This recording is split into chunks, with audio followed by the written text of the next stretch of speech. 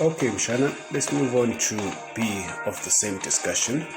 I'm not talking about what we call self-preservation, guard chiefs and soldiers. When you move into peristatals and you remove the old people and put your people there, that's self-preservation and buying loyalty. But laws that were put there to make our people first. Did he change our porous borders? No, Kusanjal.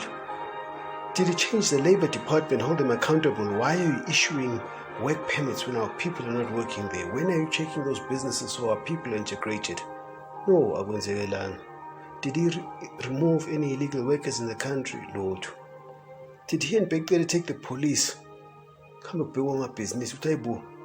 Truck drivers tried to do something. Was there any legislation created to make sure that abantu balana bayasebenza? Lord Tumshan. In fact, he supported business against the people. Now, in his time, this new industries came through of delivery, of Uber. Those businesses grew. Did he create legislation, laws to ensure that our young unemployed South Africans get the jobs? Loto. We know retail, banking, financial service, construction, security. So when we talk about this RET, if it doesn't start at grassroots, it makes no sense. So there were no laws or interventions that were implemented to integrate the natives into the economy or land. The other one then, Mshana, I want to ask is, the ex-president could say to us, Ubaba, you know, in the cities when I came through, ngashintsha ngaklina yonke into. Uyabona nje manje masikhuluma nge-Sunnyside sikhuluma bayibiza manje ngemlazi mtuba. You know, when we talk about Hillbrow, it's called Junior Soweto Mthatha. When we talk about a place in Cape Town, it's now called Butokwa, Pumalanga, because we've integrated and brought our people into the economy. But none of that happened. Now, the other thing we must ask, in your time, the budget still went to foreign companies in white monopoly capital.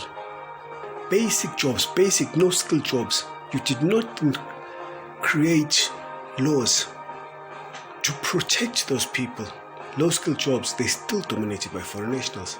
Now, even if you could say, we are a street vendor, I cleared the environment because we failed to create jobs so they can work freely. We've licensed them, no foreigners kicking them out the market, they can live. So now, people can differ. That's what the ecosystem is about. Which if we do that,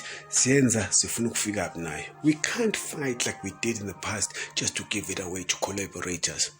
People who are anointed by the NP to look after the native. I think Xolani Dube puts that very clearly. Now then there's other things based on our history in China which I want to share you with the ANC has suppressed and kept underground. And I'm sharing with you. Now the same man the chief of the then KwaZulu, we see Msholozi at his party, holding hands, dancing, kissing and laughing. Now to us it opens wounds. Ngoba his militia killed many of our people. Women and children, destroyed many lives.